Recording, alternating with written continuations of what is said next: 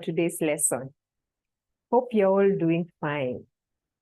So today we are going to look at the last topic of MCA, meetings, compliance, and administration. And that is topic number 15. This is regarding technology and meetings.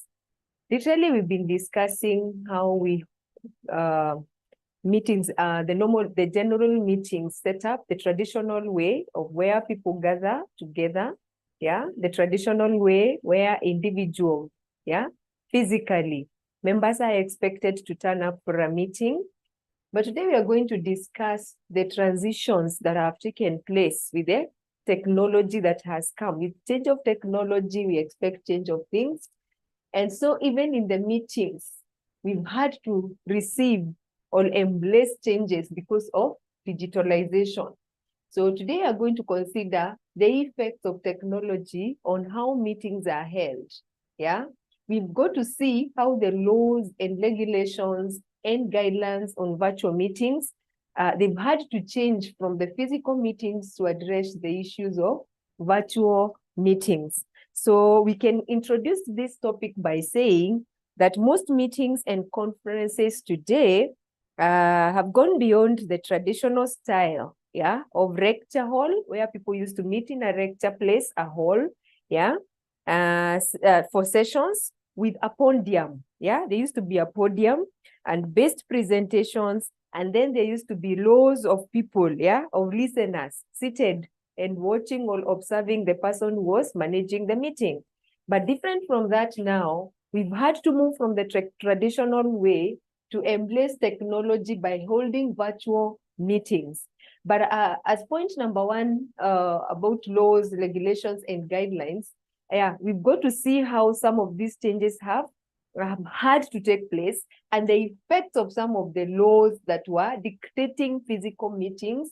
The way physical meetings used to be held, there are some regulations that were imposed towards physical meetings, guidelines. And so we're looking at the same implications as to how they imply when we hold virtual meetings. So we're going to start by looking at some common themes and considerations found in laws and guidelines related to virtual meetings. Some of the considerations, we're going to look at the first one. We're going to consider, like point number one, part of the laws, regulations, and guidelines, emergency provisions, emergency provisions.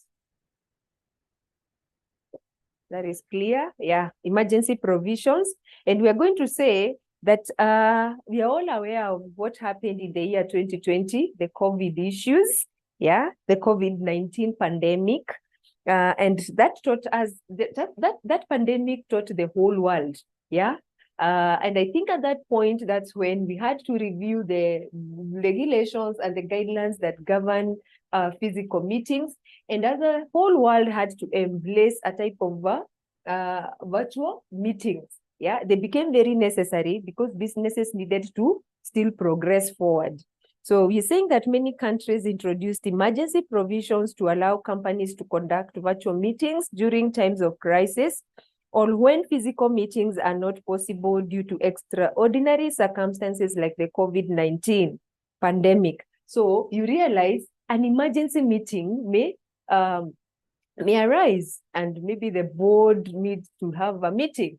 And like that time in the year 2020, physical meetings were not allowed to take place. So the existence of emergency meetings brought up provisions for virtual meetings. So we can say that technology helped us or helps us in managing emergency meetings. That provision had to be made where you can no longer meet physically, but we can also hold a virtual meeting and discuss matters affecting the firm. So emergency provisions had to make way for the virtual meetings. That's one of the areas. Those are some of the themes and considerations that you're going to look at that found laws and guidelines related to virtual meetings. Emergency, that's number one. Number two, we're going to look at company law. Company law. And under company law, we're going to say that company laws in various jurisdictions have been amended. Yeah, there were laws that used to say every year, every company must have, a public company must have, a private company must have an AGM on this day, on this month. Yeah, that was a law, yeah, a regulation. And so we're saying had to be amended to allow for virtual meetings and remote participation by shareholders and board members. That's not the virtual meeting or the regulations changes did not only allow people to meet virtually, but also issues that are related to voting. Yeah, how there is virtual voting on during virtual meetings. That was also embraced. Participation by all the shareholders. Yeah, participation by all the board members. So the issue of company law, some changes that allowed members to participate fully and also do vote. Yeah. So company law had to give way for virtual meetings. The other thing about considerations that were made was notice requirements. Notice requirements. Notice. This is notice. Notice requirements. Yeah, and under that, we're saying regulations often specify the manner and timeline for providing notice to shareholders about the virtual meetings, including information on how to participate, vote, and access meeting materials, just like the other way during a physical meeting. And a notice has to be issued on time. Yeah, to prepare the members to participate fully in the meeting. Equally, even when we have a virtual meeting, the notice requirements needs to be issued early. Yeah, so that members can equally participate. Yeah, members can access the materials on time. Members can prepare for the agendas of the day. So as part of the preparation, maybe for the notice requirements, notice can be sent via mail, can be sent on the website, can be sent via, maybe can be put in the newspaper. Yeah, maybe even telephone calls to prepare the members. Yeah, the notice has to be given on time, but separately from the physical meeting where all people to be called together or they knew. Yeah, this one has to be done via other means, like as we said, website, via mail, yeah, newspaper, all those things to prepare members early enough in preparation for the meeting. Another kind of consideration that has been done is the electronic voting. Electronic voting. What about electronic voting? During the physical meetings, members would raise their hands physically and then they would be counted. But now with the virtual meetings, there is a kind of electronic voting. Laws and guidelines may address the use of electronic voting systems and the authentication mechanisms required to ensure the integrity and confidentiality of voting. Depending with the mode that or the means that the virtual meeting is taking place, members can vote, but by maybe still raising their hand. Yeah, depending on the technology, hands can be counted. So there is voting, but different from the physical meetings, there is also something called electronic voting. Yeah, so we can say those are some of the considerations that came with technology. Let's look at another one. Consider point number 5, shareholders' participation. Shareholders' participation. Shareholders' participation. What about shareholders' participation? Provisions may be in place to ensure that shareholders can actively participate. Yeah, they can ask questions and engage in discussions during virtual meetings. The only difference is that members do not meet physically one-on-one, but even online, there are some online meetings or virtual meetings where everyone can be on a video, yeah, so that each member is able to see each member is able to view the other member, yeah. So and that encourages members to participate, ask questions, yeah, comment on issues, yeah, engage in discussions. So there is no limitations of like a member cannot participate. Equally, just like the physical meeting, even on virtual meetings, a member is capable and still able and open to participate. So shareholders' participation is still embraced even in the virtual meetings. Another thing about virtual meetings, yeah, is on technology and security. Technology and security. Now, we embrace technology. What about security? Different from the physical meeting where people would be gathered in a particular hall, and maybe they would have commanded security at the gate to make sure that any unauthorized person cannot access the meeting. So how do we bring or how do we offer security when we are using technology in virtual meetings? Regulations may require organizations to use secure and reliable technology platforms for virtual meetings to safeguard against data breaches and unauthorized access. So there are other ways, there are other means. Technology has a solution to offer security, maybe by encryption of messages, end-to-end users, yeah? There are all ways and there are many means of how to manage security in the organization. Members may be given passwords to log in such that anyone without access to that password cannot get into the meeting. So technology has also come up with its own ways of security to make sure that unauthorized access is there for people who are called for the meeting. Let's look at another thing, point number 7. We are going to look at recording and minutes. Recording and minutes. What about recording and minutes? We are saying that there may be requirement for organization to record virtual meetings and maintain accurate minutes as part of their corporate record keeping obligations electronically. We can still save the minutes. We can still save the data, yeah? We are able to take minutes as a corporate secretary, or the company secretary is able to take the minutes. And then definitely there is part of recording. Technology comes with recording, different from the physical meeting where literally the corporate or the company secretary would sit with a book or a machine to type whatever, yeah, a laptop to make sure that he or she takes minutes, yeah. With technology, the issue of recording the meeting and also the minutes, taking the minutes is considered, yeah. So let's look at another point. We're also going to consider quorum. Issue of quorum. Quorum. This is you. Quorum and voting. Quorum and voting. And we're saying laws may clarify how a quorum is established in virtual meeting and how votes are counted and verified. Yes, that is during the physical meeting. Yeah, there was that law. Or equally, even in the virtual meetings, yeah, there is the issue of quorum, that such that a meeting cannot take place without the quorum being achieved. And in the event that the meeting is not able to achieve the right quorum, the meeting is called off. And then also, when it comes to the issue of voting, there is a way that members will agree. This is the way we are going to vote. Either maybe you raise your hand, maybe you do an SMS, maybe you do a text. There is always a way. Yeah, digitalization, technology has a way of allowing members to vote and to express themselves, okay? So that one has had to be considered. And the last but not the least is proxy voting.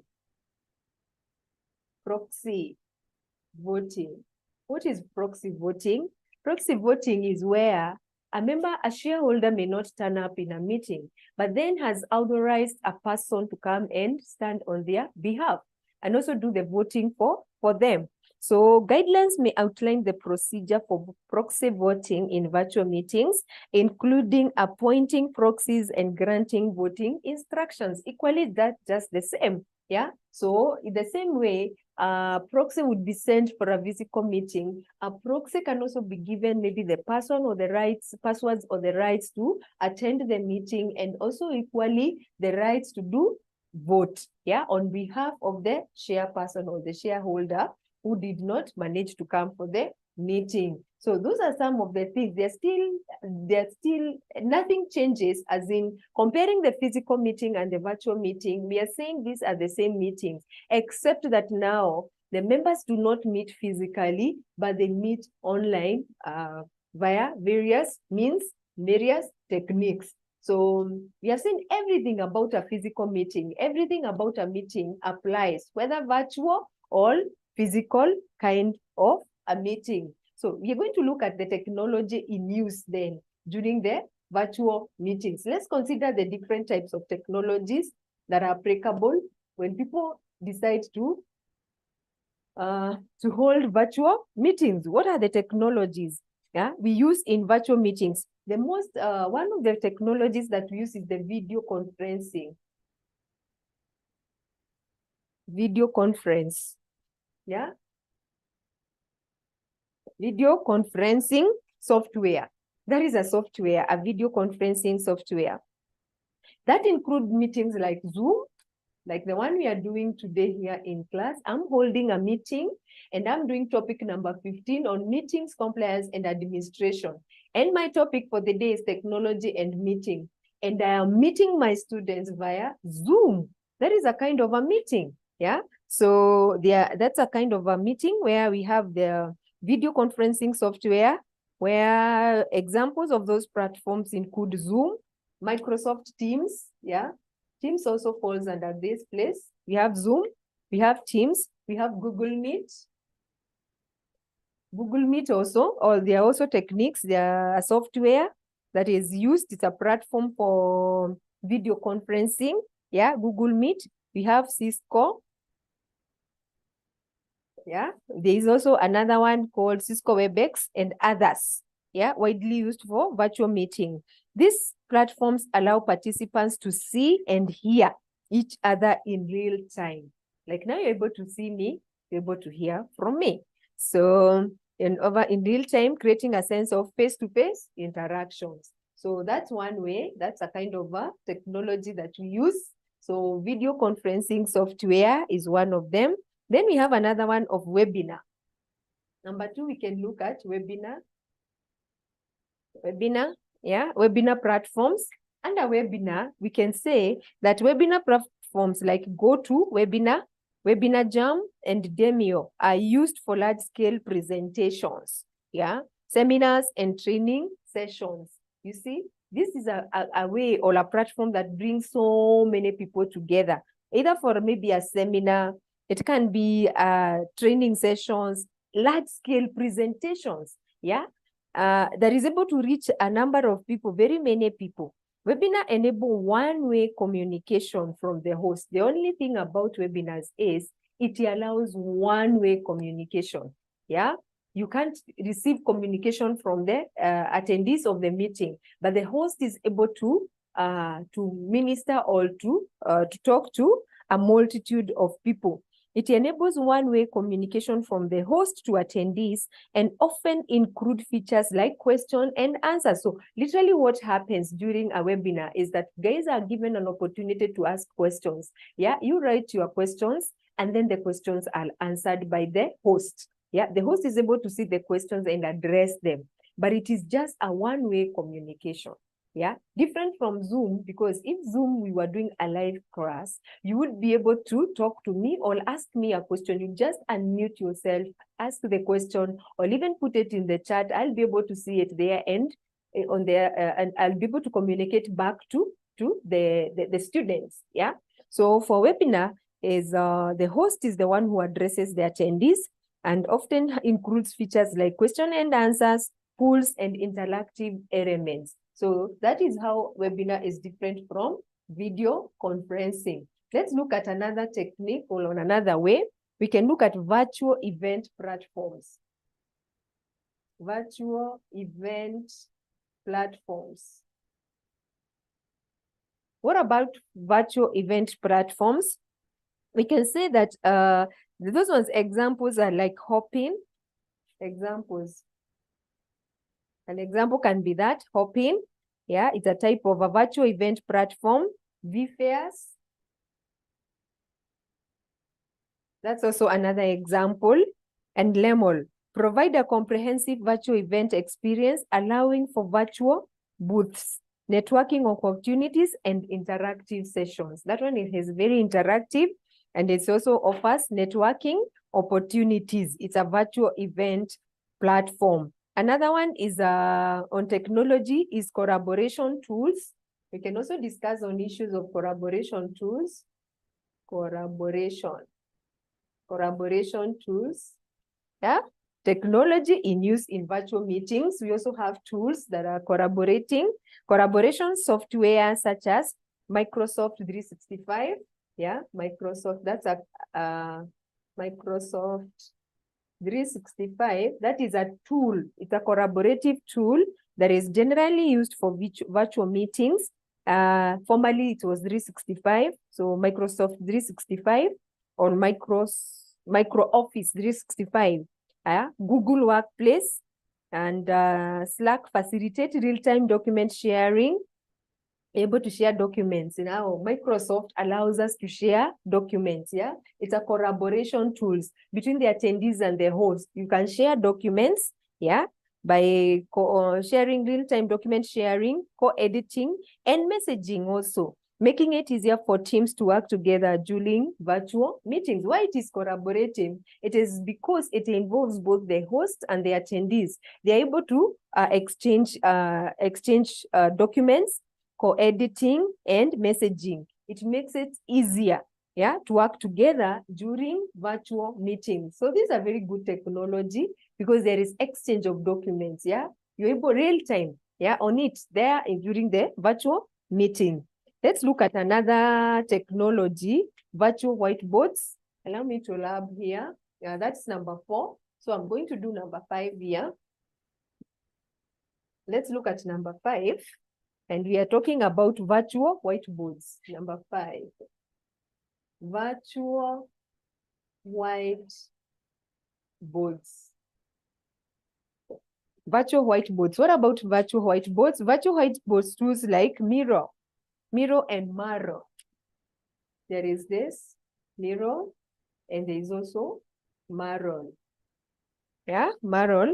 Enable participants to transform, draw, and collaborate on visual ideas during virtual meetings, replicating the experience of one in-person whiteboard sessions. Yeah, they enable participants to brainstorm. Yeah, people give their ideas, they share their ideas. This one actually helps people to even draw. It's a whiteboard. People are able to express themselves by drawing and collaborate on visual ideas. As in, literally, you can be able to draw your visual ideas, yeah, during virtual meetings. So replicating the experience of an in-person whiteboard session. Here, you're able to express yourself virtually, yeah. You can be able to write visually, yeah. You can explain, you can express, yeah, your ideas, yeah. So you're able to brainstorm, yeah. Participants are able to brainstorm their ideas using virtual whiteboards, all right. So maybe the other one is about screen sharing. That's when we have seen it during our classes. Screen sharing, live classes. During our live classes, we're able to share your screen. We've learned when a student is not understanding what the lecturer is saying, they're able to share their screen, especially the practical papers. Yeah, different from theory. There are these practical papers like financial accounting or business data analytics. If a student is not able to understand or to do a formula or be able to practically manage what the lecturer or the tutor is instructing, they're able to share their screen, and the tutor is able to see where the problem is and advise the student. So we can say that screen sharing capabilities in video conferencing platforms allow presenters to show their screens to attendees, making it easy to share presentations, documents, or demonstrations. It's both ways, yeah. The presenter is able to share his or her screen, but equally even the attendee is also able to share his or her screen. So it is collaborative and it is also interactive. Then there is also the issues of questions and answers features. So many virtual meetings platforms offer polling and question and answer features. allowing hosts to gather feedback from participants and engage them in interactive discussions. Many of these platforms, they have that portion where you're able to ask a question and the host is able to address the questions, and there is that full participations. We are also looking at breakout rooms, where virtual meeting platforms often include breakout rooms functionality, enabling organizers to split participants into small groups for discussions, collaborations, or networking sessions. Yeah, you gather, but there's that probability, or there's that possibility of being broken down into small groups for discussions. Yeah, breakout rooms, they're called breakout rooms. In a virtual meeting, where small groups are formed for purposes of discussing an issue or an idea, yeah, or collaborate or network. Yeah, they break out from the main meeting and they have got time to discuss on various matters. Oh, those are now all the technology, yeah? Technology techniques that are applied, or technology in use in virtual meetings. We have looked at very many of them: the video conferencing. We have considered the webinar platforms, virtual event platforms, collaboration tools. We have also looked at the virtual whiteboards, where you can be able to draw virtually. Yeah. We have also considered the issue of screen sharing, where the presenter shares the screen and equally even the attendees are still able to also share their screens. The pooling, the question and answers features, where you're able to ask any question and the presenter is able to address that and give feedback. And also the issue of breakout rooms. So we're going to look at number 3, planning and conducting the virtual meetings. How do we plan? How do we conduct the virtual meetings? Is it any different from the physical meeting or the physical meeting? Planning and conducting virtual meetings. So we are at point number 3 here. So how do we plan? Yeah. How do we conduct the virtual meetings? Planning and conducting virtual meetings requires careful preparation and effective use of technology to ensure a smooth and productive experience for all participants. A virtual meeting can be very difficult, especially for someone who has not embraced technology. Yeah, because you literally can't tell where to touch, what to do. Yeah, so many people can miss out on a meeting because of lack of knowledge or lack of maybe experience or exposure. So it is very important to prepare the participants. Yeah, and one of the ways we are going to look at is by looking at some of the steps. Let's go step by step. Let's look at the steps to plan and conduct successful virtual meetings. So we are going to consider the steps. Yeah, which steps do the presenters consider? So one of the steps to conduct for us to have a successful virtual meeting is to define the objective. What is define the objective?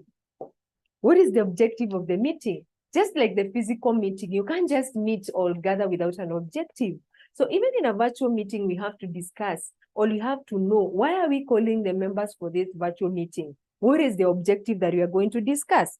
Clearly outline the purpose and goals of the virtual meeting to ensure all participants understand the meeting's focus and desired outcome. Remember, we have said that a notice of requirement of a notice has to be done. Members should come into the meeting knowing the agenda of the day. You should come ready, prepared to discuss, to participate. So the objective of the meeting is very, very, very important, for effective participation. So participants understand the meeting's focus and desired outcome. Objective helps you to know what is the requirement and what is the outcome of the meeting. So number 1 about planning for a meeting, a virtual meeting, objective is number 1, just like the physical meeting. So number 2, what you need to consider as number 2 is choose the right technology. Right technology. Choosing the right technology matters a lot. We have looked at the various technologies that are there. Will it be a video conferencing where you're going to do Zoom meeting, Google Meet? How do you decide that you're going to do Google Meet and not a Zoom meeting? So those considerations have to be taken or considered. The right technology, which technology applies to the specific kind of a meeting. So select a reliable video conferencing platform with essential features like screen sharing. That is very perfect, yeah? And breakout rooms tailored to meet the specific needs of the meeting. Now, depending with the kind of a meeting, then it dictates what kind of a technology to consider. Like video conferencing is very good. Normally, many people go that way. Why? Because the presenter is able to share the screen and every participant is able to see the screen. And in the event, maybe the participant is not able to understand something, then there is a section of questions and answers. Yeah, so it is involving, it is encouraging, it is participating. So choose the right technology depending with the nature of the meeting. So that is also another step number 2. Now, step number 3, set the date and time. Issue of notice. Yeah, set the date and time. Set the date and time. Schedule the meeting well in advance. Issue of notice requirement. Yeah, and consider participants' time zones to maximize attendees and engagement. Why you have to check the zonal times is because sometimes this meeting is an international meeting and you have to consider the zonal times of people who live in this specific zone compared to other people who live in a different zone. Well, because you have to get a time when all the participants are available. Yeah, so time issue is very important so that you don't call for a meeting when some other people are deep asleep and others are fully awake. So the zonal issue on time is very important. So set date and time and give the notice early in advance so that members are able to prepare themselves and they come prepared fully to participate. The other thing is send invitations and materials. Invitations and materials. Invitations and materials. Why are you talking about invitations and materials? This is on issues of notices. Yeah. Invitations and materials. Send meeting invitations with joining instructions. Yeah.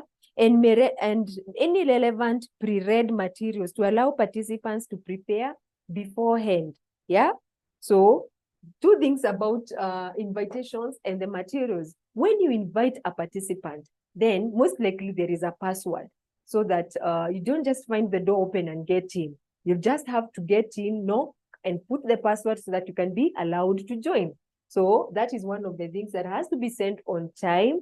Then still on the issues of material, just like the physical meeting, that thing need to be sent. The materials need to be sent for the members to be prepared to participate, to know the agendas of the meeting, to know the objectives of the meeting. So the issue of invitations and material is very, very important for participants to be able to prepare beforehand of the meeting. The other thing is on text technology and test technology and connectivity. Issues of testing, test technology. Yeah. Test, yeah, testing, yeah, you test this in advance. That's doing a pre-mock. It's like a mock before the real exam comes. So we say that conduct a technology test to identify and address any technical issues before the actual meeting. It is very important so that members do not lose out. Do a mock, yeah, a pre-mock, yeah, do a test. It's a test the technology. Yeah, and connectivity. Do members understand?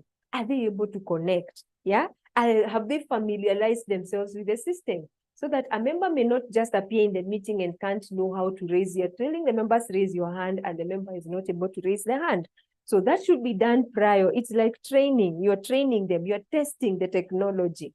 It is very important to conduct a technology test to identify and address any technical issues before the actual meeting, ensuring a smooth experience for all attendees.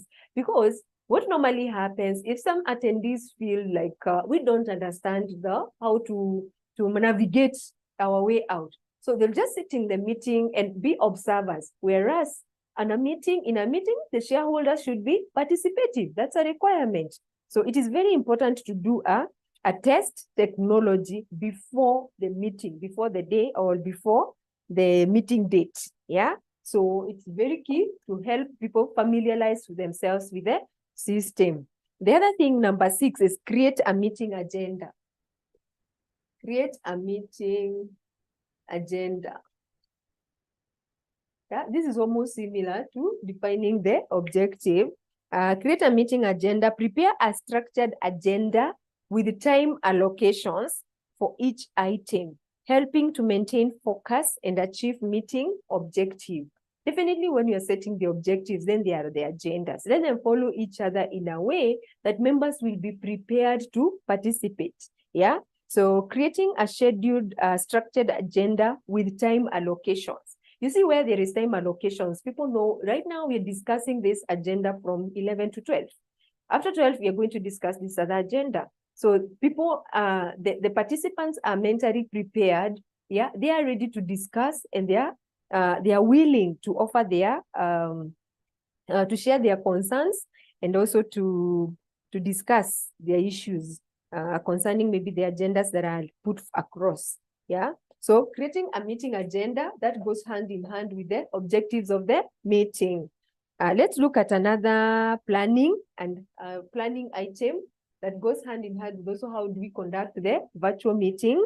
The other thing is on foster engagement. Yeah. How do we foster engagement of every participant? Engagement. Yeah. Remember, this is a meeting. These are the shareholders, and these are the board of directors. So how do you foster their engagement of each other? So we're saying that use interactive tools like question and answers. Yeah, we've talked about sessions, question and answers sessions to keep participants engaged and actively involved in the discussions. Considering a point like number 6, where there is a meeting agenda, and you have said that you have allocated every agenda time. So members are fully prepared that this time we are discussing this agenda. So on issues of foster engagement, it helps members to engage. Let them ask questions. Let the questions be addressed. Yeah. So issues of fostering engagement, yeah, sessions to keep participants engaged and actively involved in the discussion. Remember, this is a discussion, just like the physical meeting, members should discuss freely. So let them ask questions and let the questions be answered. Let there be that flow in communication. The other issue is on follow-up. Number 8. I can write it here, follow-up. Yeah, it's appearing there. Follow-up. Share meeting minutes. The meeting is over. The meeting has discussed, the members have been able to discuss all the objectives, all the agendas, and the meeting has come to an end. The virtual meeting has come to an end. So what follows up? There has to be a follow-up, just like the physical meeting, where members are given maybe different, what are they called? They're given action items, yeah, action items, yeah. Even in the virtual meeting, we are saying that share meeting minutes or a summary with action items and deadlines to ensure accountability and progress on discussed topics. So just like the physical meeting, it's important to share the action items, yeah, deadlines to ensure accountability. What is given to, okay, who is who on what, yeah? So let those distribution of duties still take place. Let there be a follow-up. Let there be a follow-up. That is one of the ways of planning, and it has to be considered when you're planning and also conducting, yeah, a virtual meeting, just like the physical meeting. There's that follow-up, yeah, where minutes, share meeting minutes or a summary of the meeting, so that action items and deadlines to ensure accountability and progress on discussed topics, yeah, so that there is a follow-up of what each and every person who is expected to action an item, yeah, is able to be followed up. So that's number 8. Then number 9, we can seek feedback. Yeah, we can bring it up here. Number 9, we can write it up here, where we're going to consider there is follow-up. Where there is follow-up, there is also feedback. So we can still consider feedback. Why? Because once the minutes have been sent to the members, then there has to be feedback from the people who have been actioned with action items. So send feedback, gather feedback from participants to improve future virtual meetings and address any concerns or issues. Let the members willingly give their feedback. Where do we need to rectify? Where do we need to upgrade? What do we need to do in the next meeting differently from what we did this time? Yeah, let the members give their feedback. Suppose you used to Zoom and the members are suggesting, let's go to Google Meet. Maybe that one is more safe for all of us. Maybe that one is more friendly for all of us. So as the board, they should be able to manage to get feedback from the members. Yeah. Then the last but not the least is consider accessibility. Yeah. Consider accessibility. Yeah. Consider accessibility. And we are saying ensure the virtual meetings platforms and materials are accessible to all participants, including those with disabilities. Ensure the virtual meetings platform.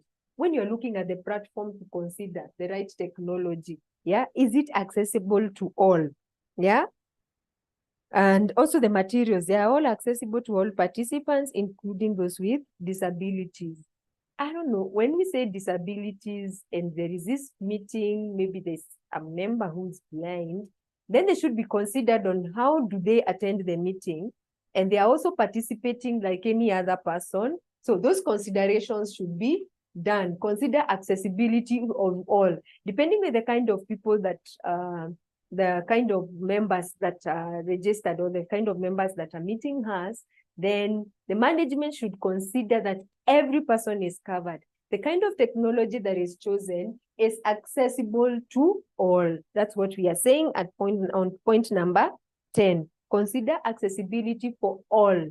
Yeah, regardless of whether you're disabled or wherever you are, illiterate or literate, then it has to be a system that is favorable to all.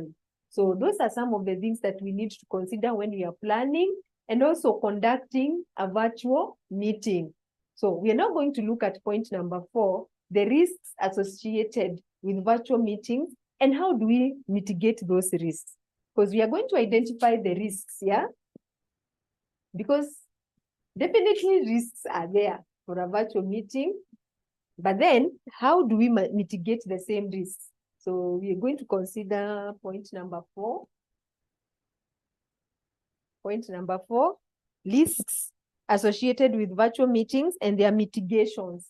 Yeah, if you are going to consider the risks, yeah, risks associated with virtual meetings. Yeah, I wish I was in a live class where I would ask you to give me all suggestions. We're able to suggest what kind of risks are there. But let me help you by saying risk number 1 is on technical issues. Yeah, technical issues. This is a risk. Yeah, connectivity problems, internet issues, yeah, technical issues. That is very common in many meetings. That is a very common problem.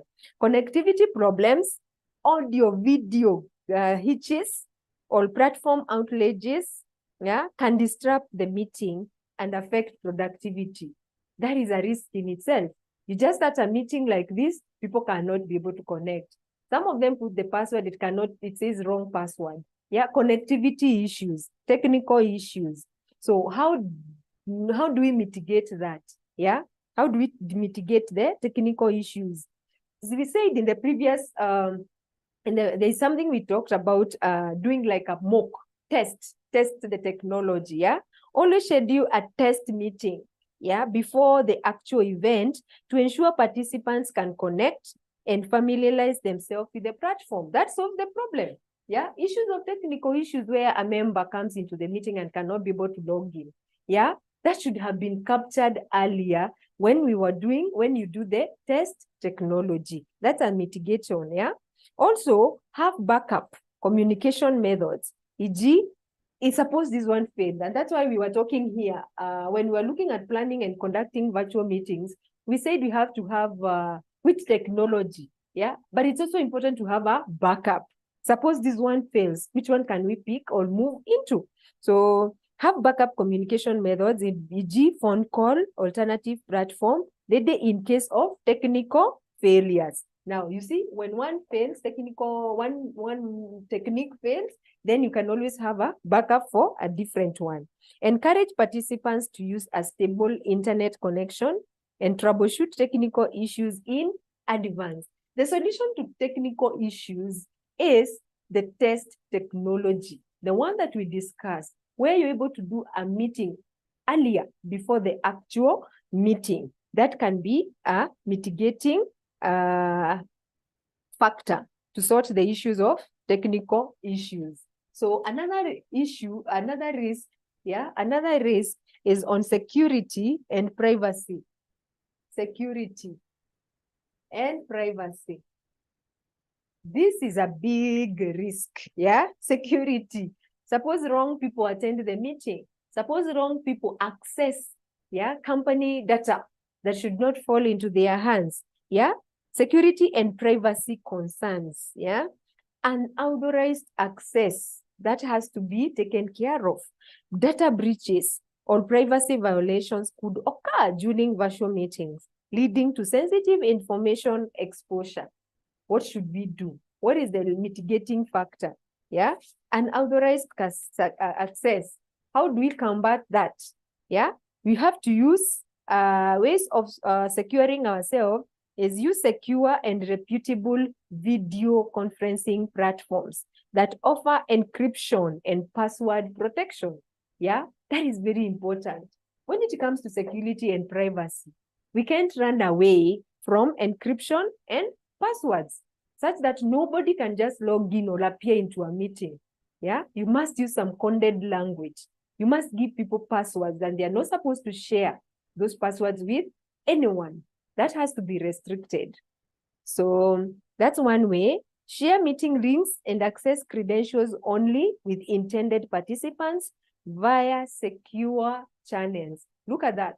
You're sharing access credentials, but also consider using secure channels. You don't just do an SMS to someone, and maybe the SMS will just be seen by many other people. Just put it in open place. So you have to consider secure channels, and also for sharing the links. Where do you share the links? Is it in a public platform, or it should only be a platform meant for all the members who are only supposed to be in that meeting?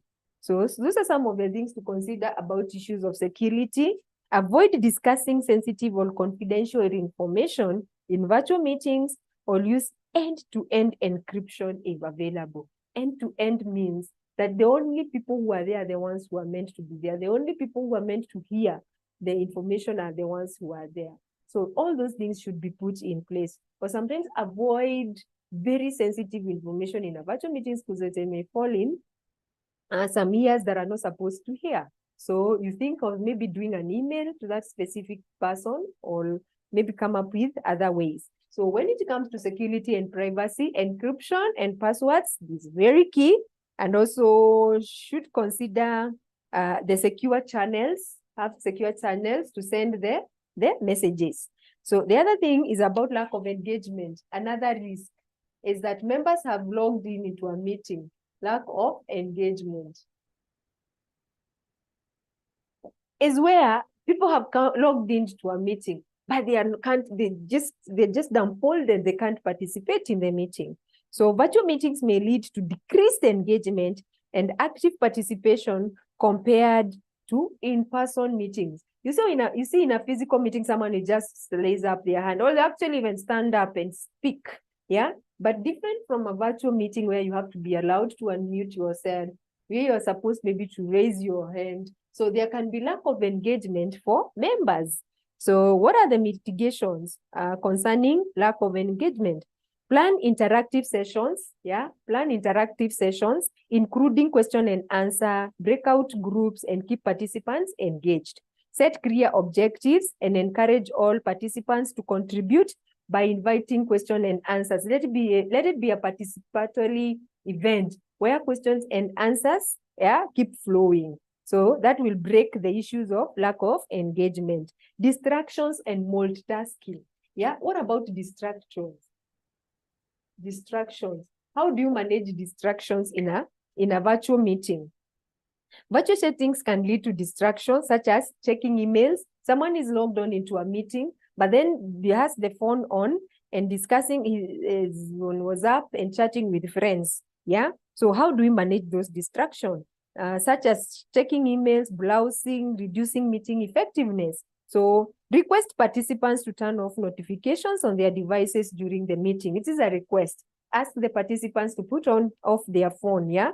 Utilize video presence. You see, if there is video and one is connected, there's that risk of people will be able to see you chatting with other friends. Yeah. And so there's that feeling of, yeah, you're breaking some rules. Utilize video presence to promote accountability and discourage multitasking.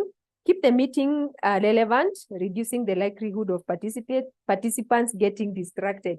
Then the meeting should be short and relevant. A virtual meeting should not be too long. Should be short and kept relevant to avoid people being distracted.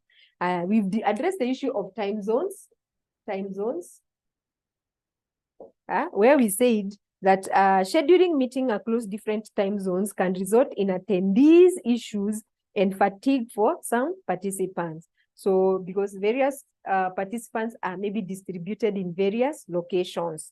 So use scheduling tools that display meeting times in the local time zones for all participants. You have to come up with a time that every participant is comfortable. Wherever possible, try to find a suitable time that works for the majority of the participants. Consider rotating meeting times to accommodate different time zones fairly. Yeah, maybe this time we'll do it late hours, this other time we'll do it early hours. So consider rotating meetings so that doesn't look like some people are more favored than others. So what about miscommunication and non-verbal cues? Yeah, miscommunication is also a risk. Miscommunication. Yeah, miscommunication is a risk in itself. So how do we manage that? Virtual meetings may lead to misinterpretation of messages due to the absence of nonverbal cues. You see, nonverbal also plays part. Like the way I'm talking and sometimes I'm using my hands to explain myself. Nonverbal is very key. It's a way of communication. So sometimes miscommunication and nonverbal cues, yeah. So how can we mitigate that? Encourage clear and conscious communication. Avoid using jargons and ambiguous language. Allow members to talk in simple terms, yeah. Use video whenever possible to help participants pick up on facial expressions and body language. Allow non-verbal. Maybe when someone is airing out a question, let them be on video so that you can see their verbal, non-verbal communication, the body language, yeah, which equally communicates. So that helps also. Ask participants to repeat or summarize key points to ensure understanding. Anything that is not audible, yeah, ask that person to repeat. Yeah, and as that person repeats, it's very important to put on a video which is possible so that you can be able to see them expressing themselves non-verbally. Yeah. What about those are some of the risks. Yeah, we've looked at like 6 risks and their mitigations, and I think those are enough, but can be more.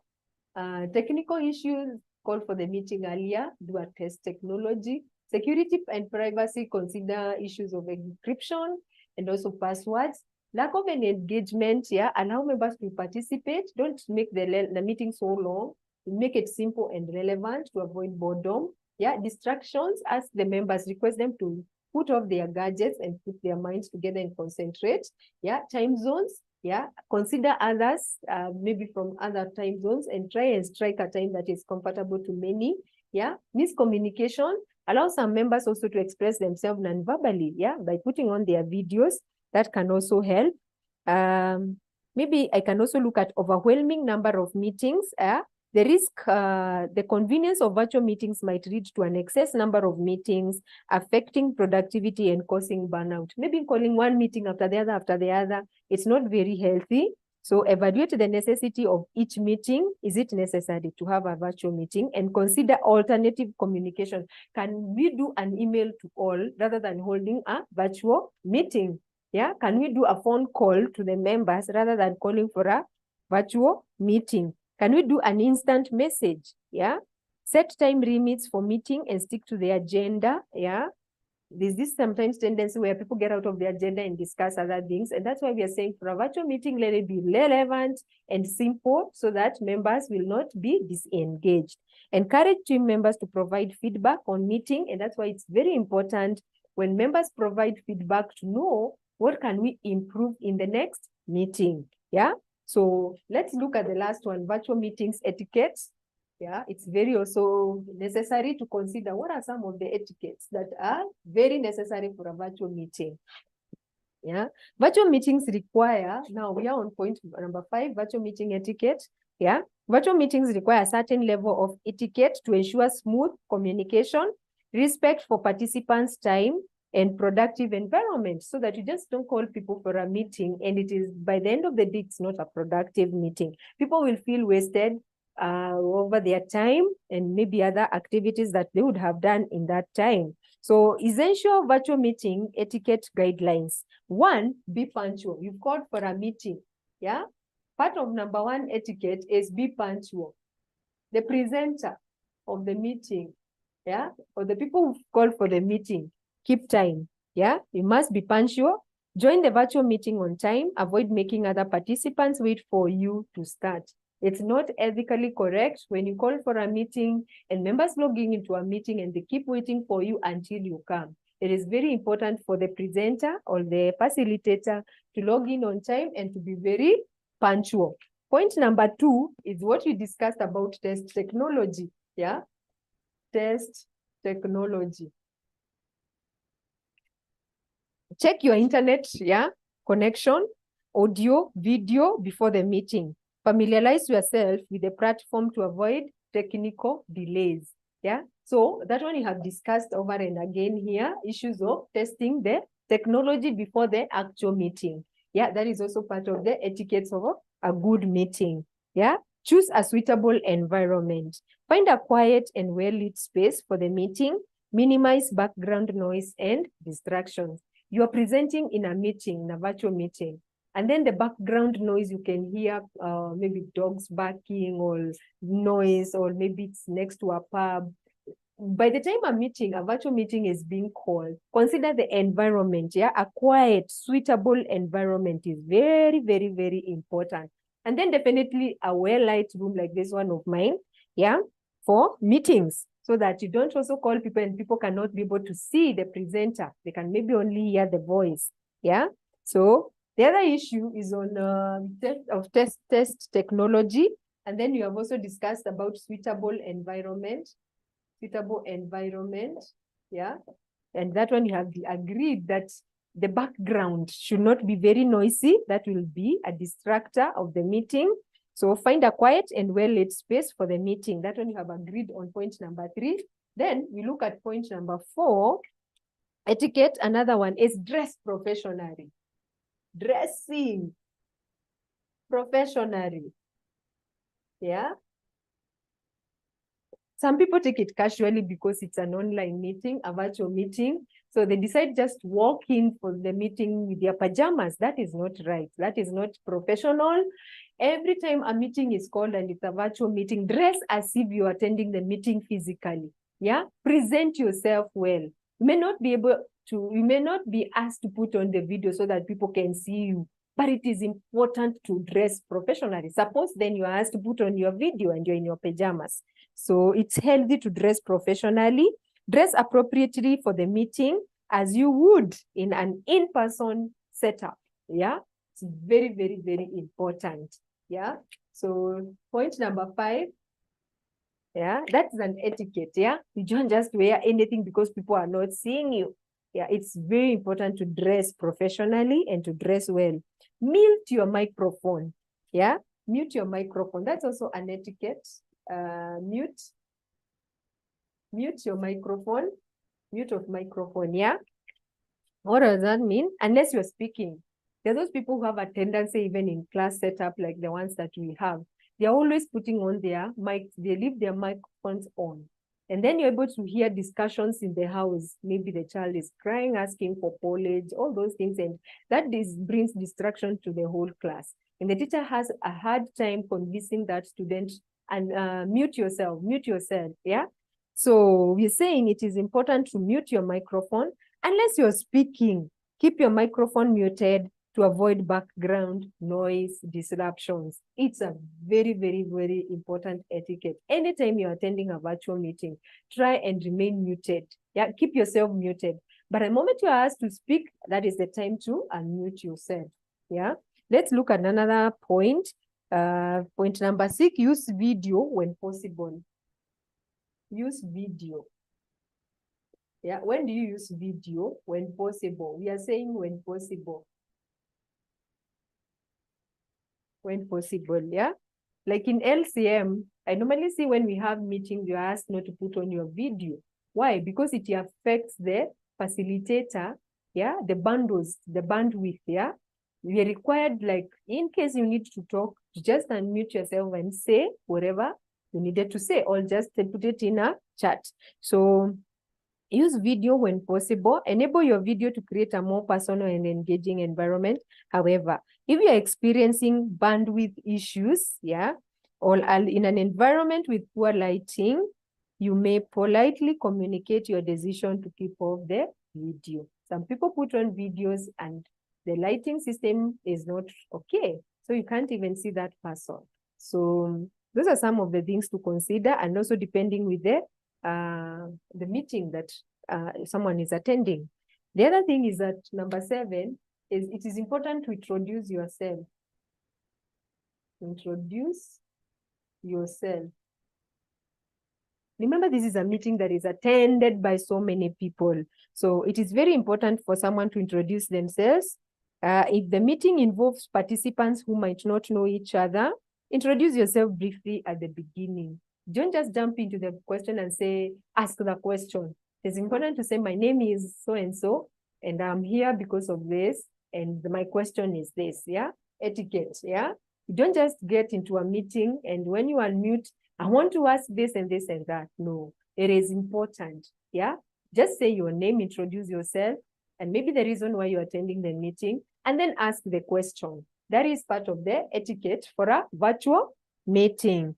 The other thing is, another point is stay engaged. Number 8 is stay engaged. Yeah. Don't break out during the meeting. Kindly try and remain engaged. Yeah. Actively participate and show interests in the discussion. Avoid multitasking or browsing unrelated content during the meeting. Actively participate. Engage your mind with the meeting. Yeah. Don't black out. Don't show disinterest. Yeah. With the discussion.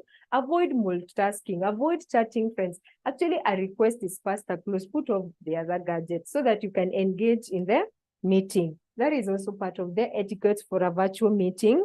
Then the last one, but not the least, number 9, is raise up your hand. Yeah, raise your hand. Raise your hand. Raise your hand. Yeah, if there is a feature to raise your hand in the virtual platform, use it to indicate you have something to say or ask. You don't just interrupt the presenter. Some people have a bad behavior where a presenter or a facilitator is speaking, and all of a sudden you hear in the background someone talking. No, that is not a good etiquette. The best thing to do is for you to raise your hand, or if that is not doable, you can also type question and